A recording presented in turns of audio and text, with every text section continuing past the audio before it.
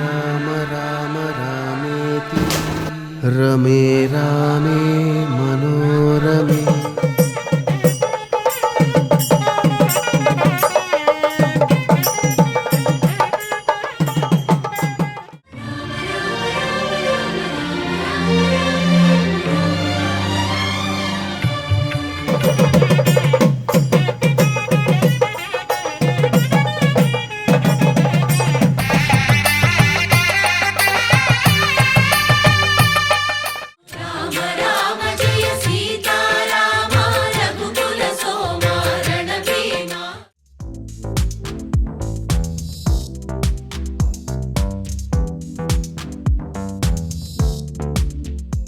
పెద్దలందరికీ నమస్తే, పిల్లలందరికీ హాయ్. ఎలా ఉన్నారండి? అందరూ బాగున్నారా? మేమైతే చాలా బాగున్నాం. మీరు కూడా చాలా చాలా బాగున్నారని ఆశిస్తున్నాను. ఈరోజు వీడియో అయితే శ్రీరామనవమి కళ్యాణం. మేము ఇక్కడ విజయవాడ వచ్చామండి. సో విజయవాడలో కళ్యాణం ఎలా జరిగింది ఏంటి అనేది ఇవాళ వీడియోలో షేర్ చేస్తాను. మేము మార్నింగే రెడీ అయ్యి వచ్చేసాం అనమాట ఇంటి దగ్గర నుంచి.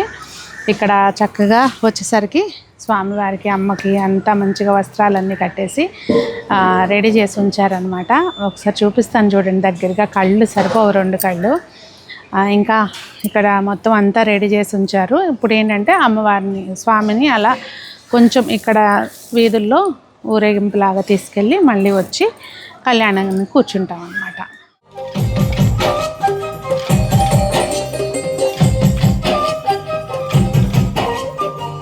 ఇక్కడ ఏంటంటే ముందు ఇక్కడ ఈ చుట్టుపక్కల అంతా కూడా ఈ కాలనీ అంతా కూడా ఇట్లా స్వామిని తీసుకెళ్తారనమాట. అందరూ ఇంటి ముందు ఇట్లా వారబోస్తారు. చక్కగా కోలాటం అది ఆడుకుంటూ స్వామిని ముందు అంతా కూడా తిప్పి తీసుకొచ్చి అప్పుడు కళ్యాణానికి కూర్చుంటాం అన్నమాట.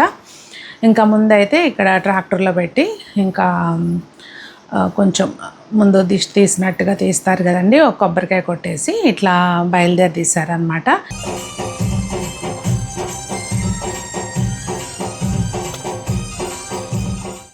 ఇంకా ప్రతి ఇంటి ముందు కూడా ఇట్లా వారబోస్తారు కదండి. అట్లా వారబోసి కొబ్బరికాయ వాళ్ళ ఇష్టం, కొబ్బరికాయ కొట్టే వాళ్ళు కొడతారు, హారతి ఇచ్చే వాళ్ళు ఇస్తారు.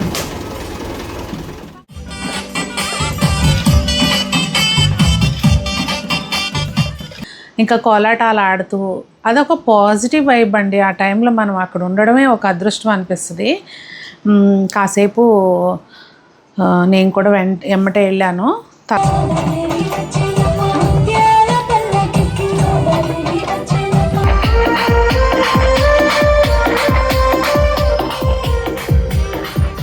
మొత్తం అట్లా అంతా ఊరేగింపు అయిన తర్వాత మళ్ళీ తీసుకొచ్చి ఇక్కడ మండపం మీద మళ్ళీ వేయించేపు చేశారనమాట.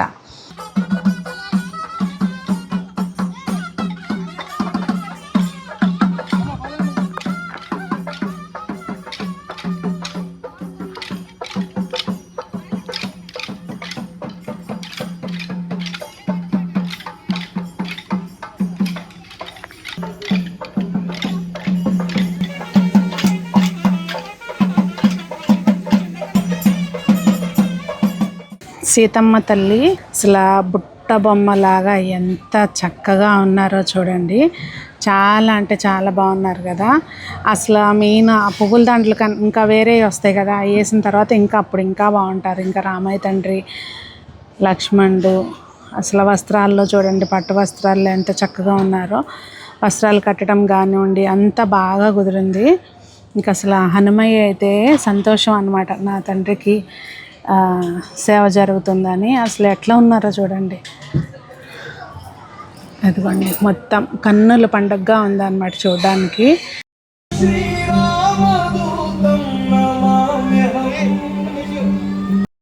ఇక్కడ ఎస్ఐహెచ్ఎస్ కాలనీలో ఇప్పుడు ఇక్కడ ఏంటంటే ఈ విగ్రహాలు ప్రతిష్ఠ చేశారండి, చిన్నగా మందిరం లాగా.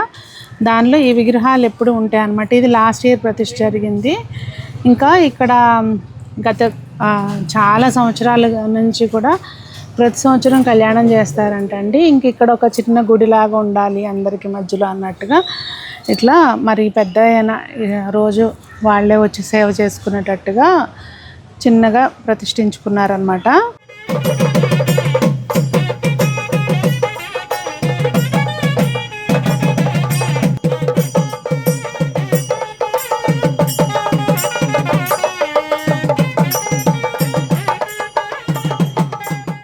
ఇంకా మొత్తం మండపం దగ్గర అయితే అంతా సెట్ అయిపోయిందండి. చక్క తాటాకులు పందిరేశారు, అంతా బాగుంది.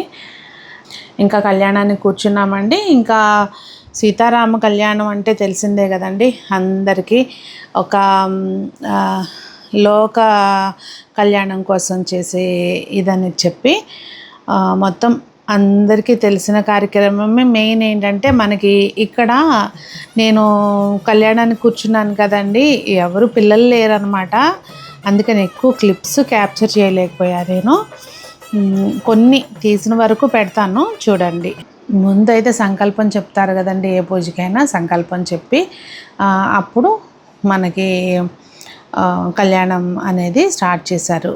అది మనం ఇట్లా వీడియో రూపంలో మీకు అందించలేకపోవచ్చు కానండి, ఆ టైంలో మీరందరూ ఆల్రెడీ ఏదో ఒక టైంలో ఇట్లా సీతారాముల కళ్యాణం అవనివ్వండి, ఏదైనా కానీ భద్రాచలంలో కానివ్వండి, ఎక్కడ ఏ ప్లేస్లో అయినా అటెండ్ అయ్యి ఉంటారు. ఆ ప్రవర చదువుతారు కదా, అంటే స్వామివారి గుణగణాలు, అమ్మవారి గుణగణాలు. అట్లా ఆ ప్రవర చదివేటప్పుడు కానివ్వండి, ఇదంతా అసలు అట్లా వినడమే ఒక భాగ్యంగా అనిపిస్తుంది అనమాట నాకైతే.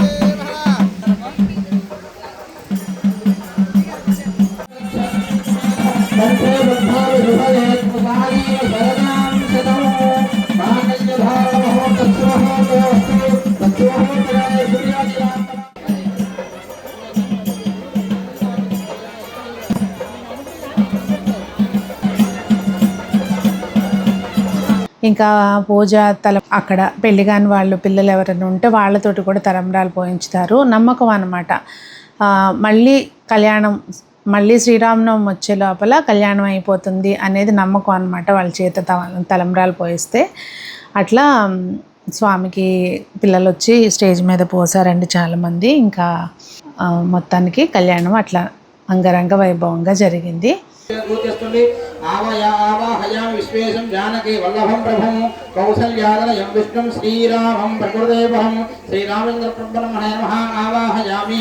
ఫస్ట్ 2 years అయితే ఫస్ట్ డే కళ్యాణం అయిపోయినాక వెళ్ళి మళ్ళీ పవలింపు సేవ టైంకి వచ్చామన్నమాట. కానీ ఈ ఇయర్ 3 రోజులు ఉందామని డిసైడ్ అయ్యామన్నమాట. ఇంకా దానికి అకార్డింగ్ మేము ఉన్నామండి. పవలింపు సేవ కూడా చిన్న వీడియోనే వస్తుంది, కానీ మీకు నెక్స్ట్ వీడియో పవలింపు సేవది కంపల్సరీ షేర్ చేస్తాను.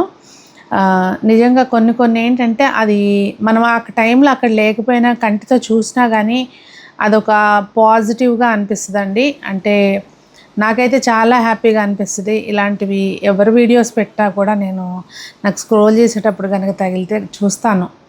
అదొక హ్యాపీనెస్ అనమాట నాకైతే. మరి మీ అభిప్రాయం ఏంటనేది చెప్పండి. అంటే అదొక పాజిటివ్గా అనిపిస్తుందండి నాకు, నా పర్సనల్ ఒపీనియన్ ఇది. ఇంకా అట్లా అక్కడ మొత్తం అంతా కూడా పూజ అది మంచిగా జరిగిందండి. జనం కూడా చాలామంది వచ్చారండి. చాలా బాగా జరిగింది. ఎండ ఎంత ఉన్నా కూడా ఆ స్వామి కళ్యాణం అనేసరికి మనం అంతా మర్చిపోతాము. నిజంగా ఇది మాకు ఒక అదృష్టం అండి. ఇది 3వ సంవత్సరం మేము ఇక్కడ కళ్యాణానికి కూర్చోవడం.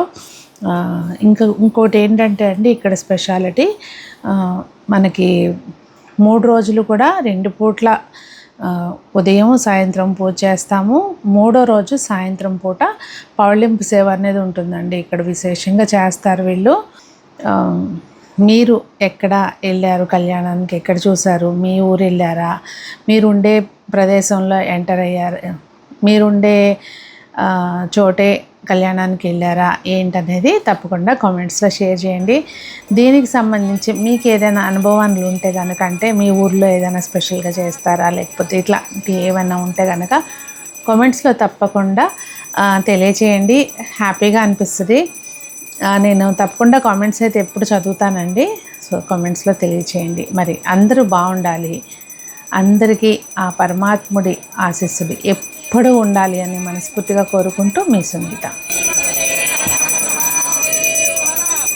సీతారామచంద్ర మహారాజ్ కి జై, రామభద్ర హనుమాన్ కి జై.